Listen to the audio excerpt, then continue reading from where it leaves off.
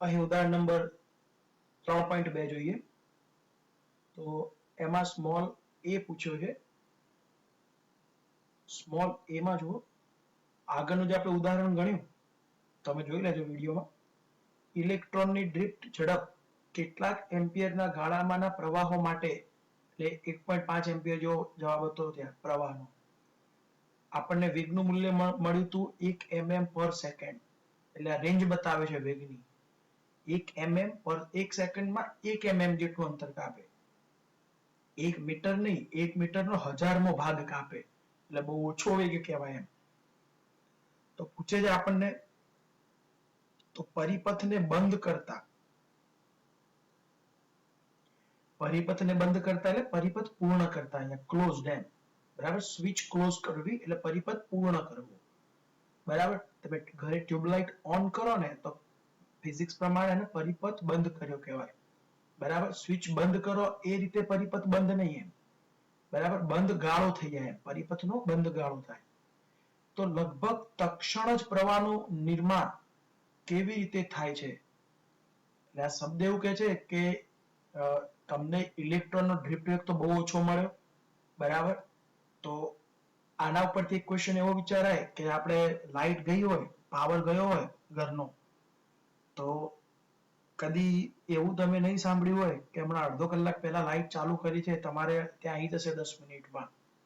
બરાબર, ત્યાં જેવી સ્વિચ પડે પાવર સ્ટેશનમાં, એવી આંખના પલકારામાં તમારા ઘરની લાઈટો ચાલુ થઈ જાય. બરાબર, તો અહીંયા એવું જ પૂછે છે કેટલું ઝડપથી કેમ પ્રવાહ વહી જતો હોય, ત્યારે અહીંયા ડ્રિફ્ટ વેગ ઇલેક્ટ્રોનનો તો બહુ ઓછો છે. ઇલેક્ટ્રોનને પહોંચવા તો સમય બહુ લાગે આ વેગ પ્રમાણે, મોટા અંતરો માટે. તો અહીંયા સમજવાનું એવી રીતે કે આ વાહક લઈએ.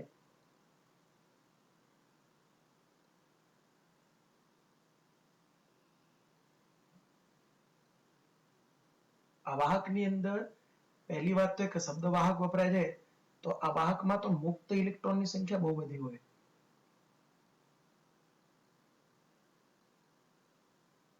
બરાબર, જેવું વિદ્યુત ક્ષેત્ર રચાય, બરાબર, જેવું વિદ્યુત ક્ષેત્ર આમ રચાય, આ વિદ્યુત ક્ષેત્ર રચાતા વાર જ ના લાગે. કેમ? પ્રકાશ ઝડપે રચાય. પ્રકાશ ઝડપે રચાય. બરાબર છે, તો પ્રકાશ ઝડપે રચાતું હોય એટલે વિદ્યુત ક્ષેત્રનો તો સમય લાગવાનો જ નથી. પણ વિદ્યુત ક્ષેત્ર આ સાઈડ થયું તો અહીંયા ધન વીજભાર હશે અને અહીંયા ઋણ વીજભાર હશે. બરાબર, તો ધન અને ઋણ વીજભાર પરથી, બરાબર, આ નજીકનો ઇલેક્ટ્રોન, આમાં 1 મીટર ક્યુબમાં વાહકમાં 1 મીટર ક્યુબમાં લગભગ 10⁻29 જેટલા ઇલેક્ટ્રોન સંખ્યા હોય.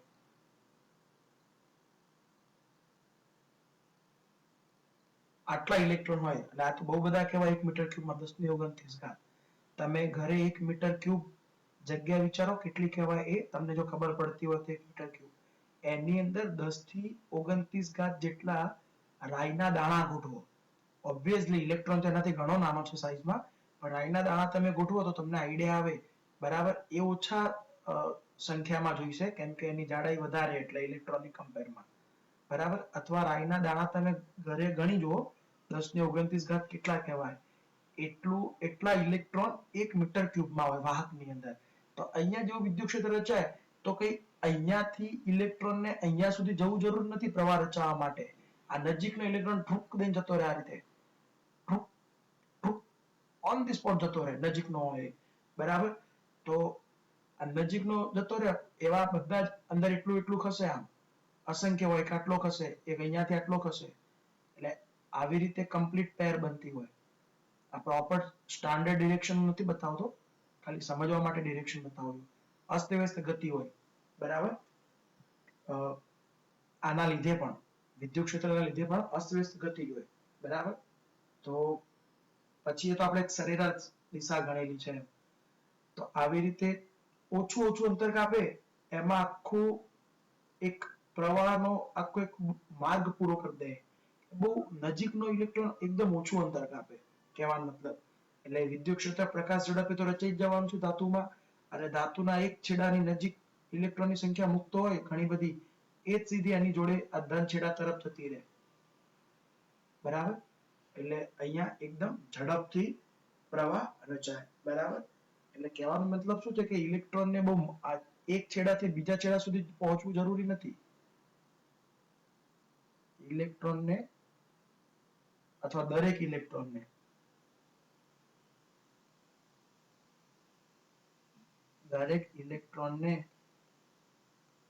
એક છેડાથી બીજા છેડા પર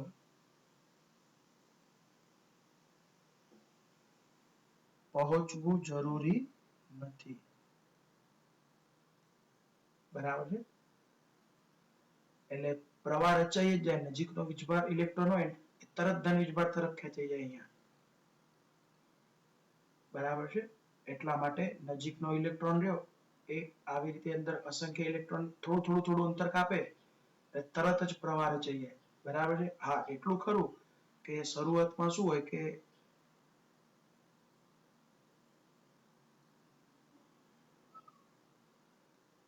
શરૂઆતમાં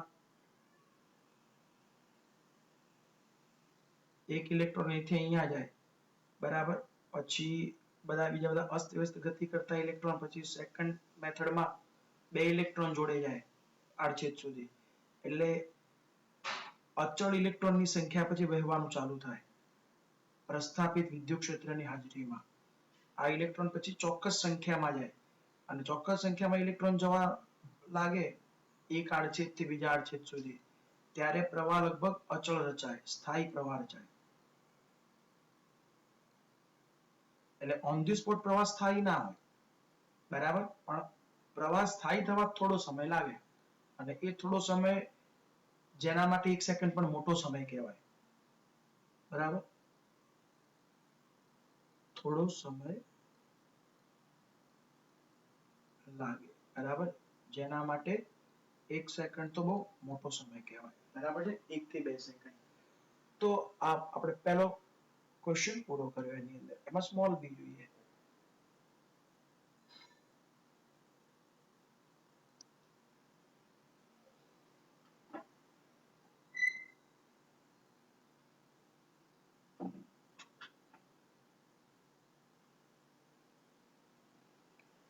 ઇલેક્ટ્રોન ડ્રિફ્ટ એ વાહકમાં પ્રવર્તતા વિદ્યુત ક્ષેત્રને કારણે અનુભવાતા બળને કારણે ઉદ્ભવે છે.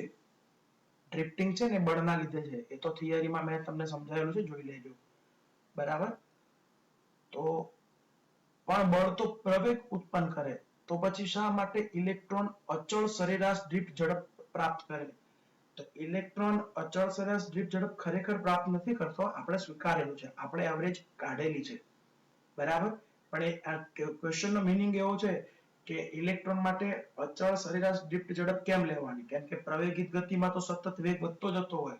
તો જે તે સમયે જે તે વેગ લેવો જોઈએ તેવું કેમ ના લીધું તમે એમ? તો આ લોજિક શું છે હું તમને સમજાવી દઉં. બહુ મસ્ત લોજિક છે.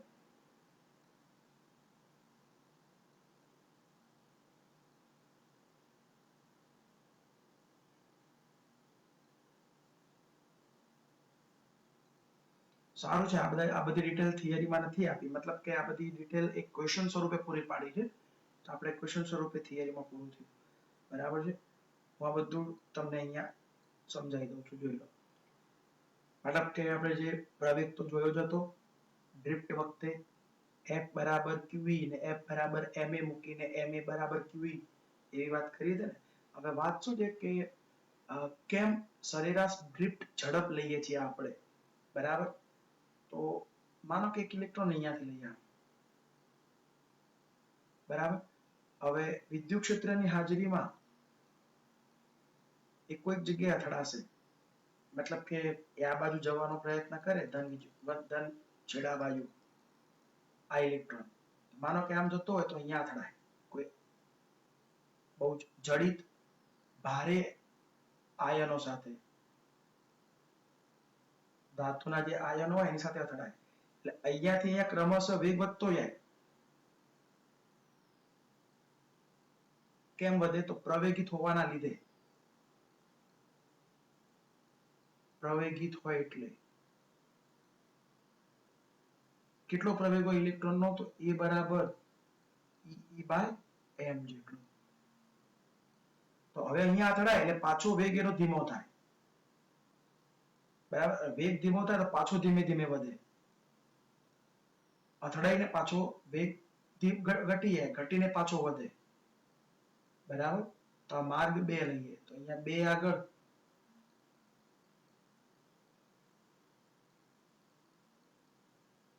અથડામણ વખતે અથવા સમયે વેગ ઘટી જાય.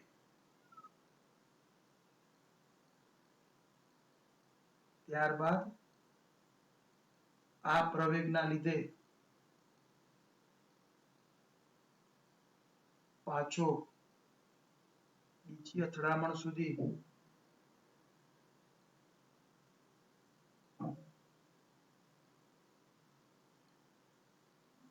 વેગ વધતો જાય. બરાબર, વધતો જાય એટલે શું છે કે ઇલેક્ટ્રોન આમ પહેલા આમ પિકઅપ પકડે, બરાબર, વેગ વધે, પછી અથડામણ થાય અહીંયા આયન સાથે, એટલે અહીંયા ઘટેલો વેગ હોય અને પછી પાછો અહીંયા વેગ ક્રમશઃ વધે પાછો. એટલે મીનિંગ શું છે? તો આ બિંદુથી લઈને આ બિંદુ આપણે શું કરવું પડે? આ સરેરાશ આ વધઘટ છે એનો સરેરાશ ઝડપ લેવી પડે. સરેરાશ વેગ મળે અહીંયા. બરાબર, એટલે આપણે સરેરાશ ડ્રિફ્ટ વેગ લઈએ છીએ. બરાબર, આથી અથડામણના કારણે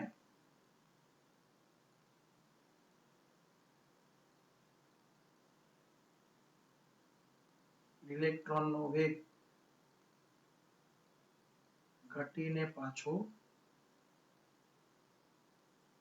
મહત્તમ થાય. અથડામણ અનુભવે એટલે ઘટે પાછો.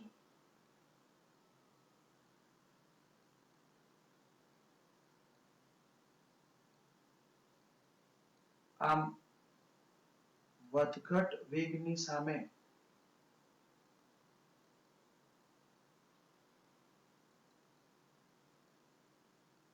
ડ્રિફ્ટ વેગ સરેરાશ એટલે ડ્રિફ્ટ ઝડપ, સરેરાશ ઝડપ આપે છે. મતલબ કે આપણે આ વધઘટ વાળો વેગ આપણને ખબર જ નથી એટલે આપણે એક છેડાથી લઈને બીજા છેડા સુધી આપણે સરેરાશ ઝડપ આપે છે. બરાબર, તો આટલી ડિટેલ છે એની. બરાબર, તો ક્વેશ્ચન નો મીનિંગ એ જ છે અહીંયા કે શા માટે ઇલેક્ટ્રોન અચળ સરેરાશ ડ્રિફ્ટ ઝડપ પ્રાપ્ત કરે છે? બરાબર, સ્ટેડી. તેનું રીઝન એક આ મેઇન છે.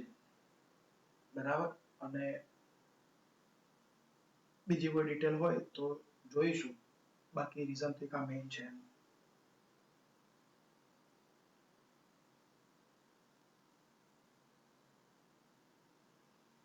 પેલું એવું હોય કે માની લો કે તમે ઘરે પંખો ઓન કરો, સ્પીડ ગમે તે સેટ કરી હોય, પણ તમે ક્રમશઃ સ્વિચ ઓન ઓફ કરતા રહો તો પંખો તમને નહીં ધીમો પડેલો દેખાય, નહીં ઝડપથી જતો દેખાય, ફરતો દેખાય. બરાબર, કે જવાન તો નથી પંખો, પણ પંખાની ઝડપ જે રહી એ પંખાની ઝડપ તમે સ્વિચ ઓન ઓફ કરો કન્ટિન્યુઅસલી ચોક્કસ સમયગાળા દરમિયાન તો પંખાના પાંખિયા જે રહ્યા એ નહીં તમને સ્પીડ ઘટેલી દેખાશે કે નહીં સ્પીડ વધેલી દેખાશે. તમને એક અચળ કોણીય ઝડપ દેખાય. તો અહીંયા એવો ટોપિક છે કે જ્યારે અથડાય એટલે પાછો વેગ ઘટી જાય, તમે સ્વિચ બંધ કરો એટલે પંખો ધીમો મતલબ પડવા જાય એટલે એનો વેગ ઘટવાનો શરૂ થાય. પછી પાછો સ્વિચ ઓન કરો એટલે પાછો પ્રવેગિત થાય એટલે વેગ વધે. બરાબર, એવો વધે એટલે પાછો તમે સ્વિચ ઓફ કરો એટલે પાછો ઘટવાનું ચાલુ કરે.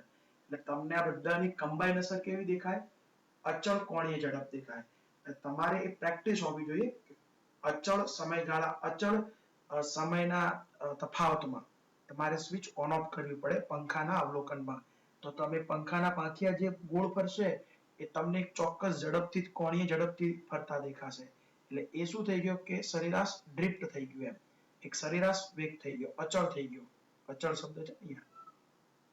બરાબર, તો નંબર 3 ક્વેશ્ચન નંબર સી, જો ઇલેક્ટ્રોનની ડ્રિફ્ટ ઝડપ ઘણી નાની અને ઇલેક્ટ્રોનના વિદ્યુતભારનું મૂલ્ય પણ નાનું હોવા છતાં શા માટે આપણને સુવાહકમાં ખૂબ મોટા પ્રમાણમાં વિદ્યુત પ્રવાહ મળે છે? એટલે ડ્રિફ્ટ ઝડપ નાની છે એવું આ લોકો કહે છે. તો કેમ કહે છે લોકો? તો આપણે દાખલો પણ ગણે છે, યાદ હોય તો. તો આપણે ડ્રિફ્ટ 1.5 એમ્પિયર જેટલા પ્રવાહ માટે આ પ્રવાહનું મૂલ્ય બહુ મોટું કહેવાય. બરાબર? આ પ્રવાહનું મૂલ્ય બહુ મોટું કહેવાય. બરાબર? તમારા ઘરના જેવા કે લગભગ ટીવી પણ ના આવે આમાં તો, છતાં હું તમને કહું ફ્રીજ પણ ના આવે. મતલબ કે એવું સમજી લો કે ઇલેક્ટ્રિક ગીઝર એને દૂર કરો, બરાબર? મિક્સર ગ્રાઇન્ડર ને મિક્સર ગ્રાઇન્ડર ખાય આટલો પ્રવાહ. ઇલેક્ટ્રિક ગીઝર અને મિક્સર ગ્રાઇન્ડર ને દૂર કરો, એના સિવાયના ઘરના બધા ઇન્સ્ટ્રુમેન્ટ આટલો પ્રવાહ તો કદી નાખે છે. બરાબર? મતલબ છતાં તો તમને જો કેવા બધા ઉપકરણો કામ કરે છે. 1 એમ્પિયર સુધી તો મેક્સિમમ પ્રવાહ ખેંચે. બરાબર? એટલે 1.5 એમ્પિયર નો પ્રવાહ 1 ટનના એસી થી ચાલુ થાય. બરાબર છે? 1 ટનના એસી માં બી લગભગ નિયર 4 થી 5 એમ્પિયર પ્રવાહ જાય. પણ આ બીજા બધા ઇન્સ્ટ્રુમેન્ટમાં જાય. કહેવાનો મતલબ કે મોટો પ્રવાહ જાય. આ મૂલ્ય નાનું નથી. 1.5 એમ્પિયર મૂલ્ય ઇલેક્ટ્રોનિક્સમાં નાનું નથી. બરાબર? આવું મારે તમને કેમ સમજાવવું પડ્યું? તો જેમ તમે આનાથી ફેમિલિયર નથી કે આની ઇફેક્ટ શું હોય 1.5 એમ્પિયર. 1.5 એમ્પિયર શરીરના બધા અંગો બાળી નાખે. બરાબર? બ્લડ કમ્પ્લીટલી સુકાઈ નાખે. તો આ એમ્પિયરનું મૂલ્ય મોટું કહેવાય. તમને એવું કીધું હોય કે 20 કિલોગ્રામ નો પથ્થર લઈને ચાલજો એમ. તો તમે આઈડિયા આવે કે 20 કિલોગ્રામ દળ ઓછું કહેવાય કે વધારે કહેવાય તમારી ચાલવાની ઘટના દરમિયાન. એટલા માટે અહીંયા 1.5 એમ્પિયર વધારે પ્રવાહ કહેવાય. બરાબર છે? તો આ પ્રવાહ માટે ક્વેશ્ચન તો શું હતો જુઓ કે ડ્રિફ્ટ વેગ ઘણો નાનો અને વિદ્યુતભારનું મૂલ્ય પણ નાનું, છતાં તમને પ્રવાહ કેમ મોટો મળે છે આટલો? બરાબર? ડ્રિફ્ટ વેગ કેટલો હતો? 1 mm હતો. અને ઇલેક્ટ્રોનનું મૂલ્ય તો કેવું છે? 1.6 વીજભારનું મૂલ્ય -19 ઘાત આવી ને છેદમાં. બહુ નાનું મૂલ્ય કહેવાય. તેમ છતાં આટલા મોટો પ્રવાહ કેમ મળે છે? તો I બરાબર ચેપ્ટરનું સૂત્ર જ લખીએ એના પરથી જ આઈડિયા આવે. આ બે ભલે નાના રહે. બરાબર? સ્મોલ n એકમ કદ દીઠ ઇલેક્ટ્રોનની સંખ્યા વધુ હોય.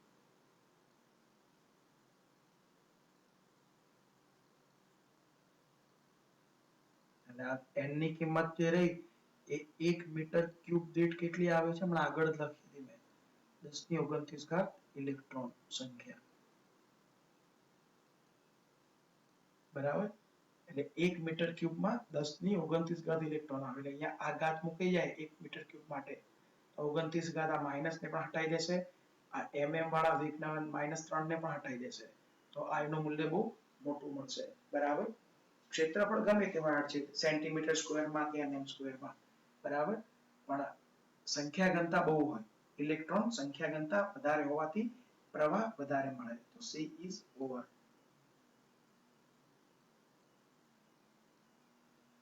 હવે નંબર ડી જોઈએ.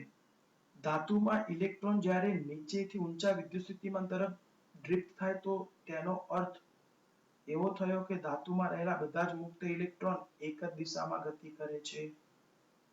તો પહેલા જો તમને વિદ્યુત ક્ષેત્રની ગેરહાજરીમાં સમજાવું. વિદ્યુત ક્ષેત્રની ગેરહાજરીમાં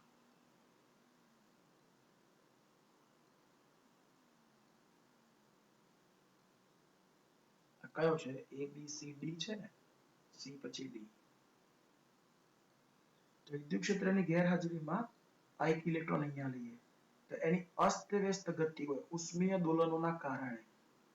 અહીંયા કોઈ આયન સાથે અથડાશે. બરાબર? આ એક જ ઘટના લો, પછી આગળ ગમે તેમ જાય. ગેરહાજરીમાં કોની? તો વિદ્યુત ક્ષેત્રની.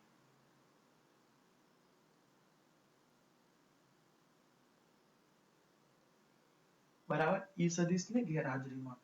હવે વિદ્યુત ક્ષેત્ર જો લાગુ પાડો તમે,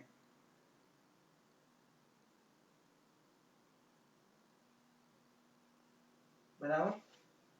તો શું થાય? તો આ ઇલેક્ટ્રોન ગતિમાં છે, સ્થિર નથી. આ ઉપરનો ઇલેક્ટ્રોન ની ગેરહાજરીમાં આ ઇલેક્ટ્રોન આ બાજુ ગતિ કરે છે. હવે એનો વેગ સદિશ તો ઓલરેડી છે જ એ બાજુ, આનો એક વેગ સદિશ તો છે જ આ બાજુ.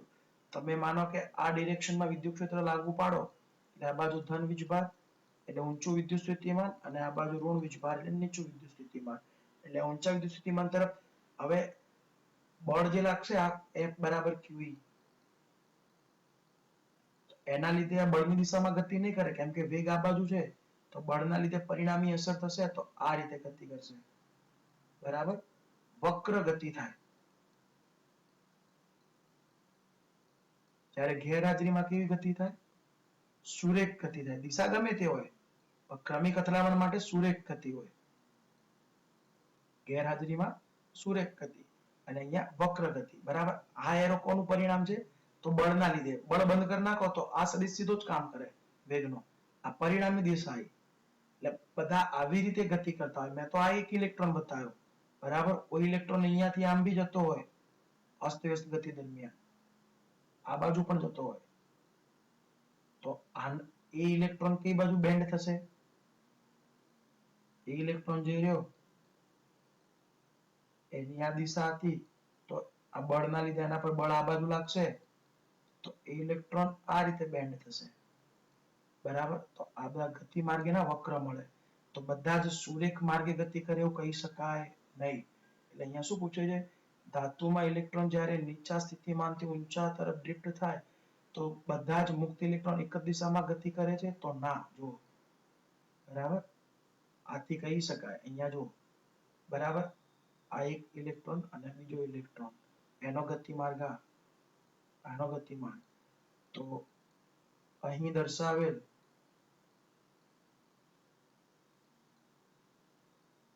ઇલેક્ટ્રોનના વિદ્યુત ક્ષેત્રની હાજરીમાં ગતિમાર્ગો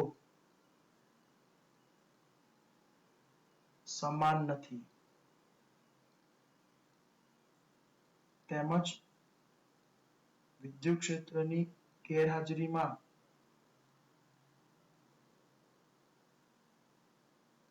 ઇલેક્ટ્રોન સુરેખ માર્ગ પર ગતિ કરે અને વિદ્યુત ક્ષેત્રની હાજરીમાં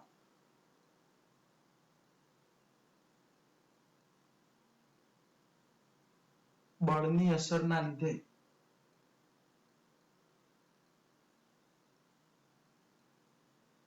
પરિણામી વેગ વક્ર દિશામાં પ્રાપ્ત કરે.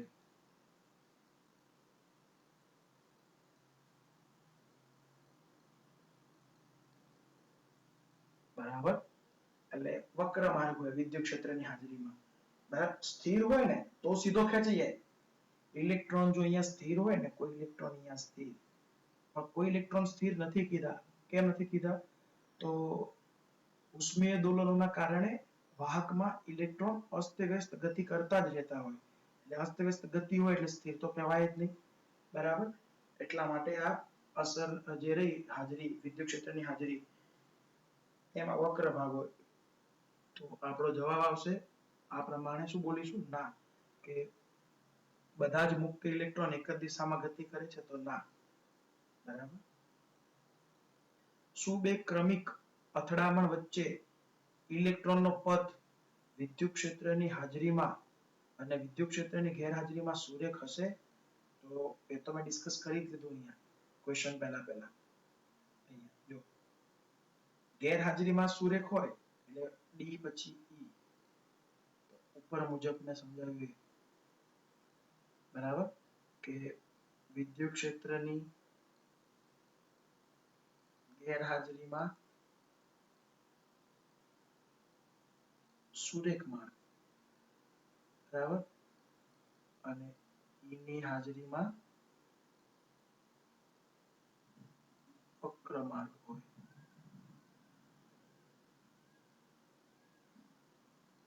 બરાબર, તો સારી એક થિયોરિટિકલ ક્વેશ્ચન હતો આ. પૂરો થયો આપણો બરાબર અહીંયા જોઈ લો ઓકે નેક્સ્ટ